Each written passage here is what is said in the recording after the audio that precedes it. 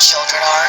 This Fox Connecticut Family First message is brought to you by Sleepy's, the mattress professionals. From Connecticut's newsroom, Fox Connecticut News at 10.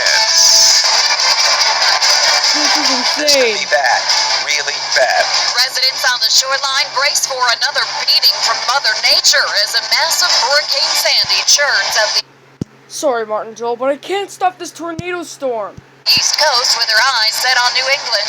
We are preparing ourselves for the worst. The biggest unknown here is the storm surge. It's both a huge storm and it's a slow-moving storm. At more than 800 miles wide, Sandy is on track to morph into a superstorm within the next 36 hours. Be forewarned, assume that you will be in the midst of flooding conditions. Good evening. Power outages will likely be extensive. Damage from Sandy is expected in the billions. Several shoreline towns are under evacuation orders beginning tomorrow morning. And wind and flood watches for the entire state begin Monday as we brace for Sandy. Right now, the Category 1 hurricane is a few hundred miles off the Carolina coast. In North Carolina, heavy rain and tropical storm force. We just had a stormy tornado.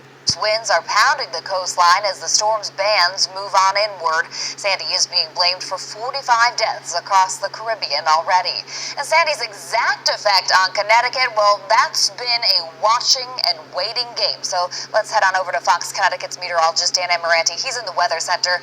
And Dan, you've been tracking this storm for quite a few days now. Yes, absolutely. Good evening, Audrey. We've been watching that throughout the last few days, really the last week. On Sunday is when we first saw the indications of this storm, and we have obviously been keeping a very close eye. This is probably one of the most scrutinized storms in history already, just because everyone has been looking at it from all different angles and keeping an extremely close eye. So take a look at the latest right now. As of 11 p.m., it's moving northeast at 14 miles per hour with those winds at 75. There's that center of circulation right around that region, and so it's going to take that track continuing up to the northeast.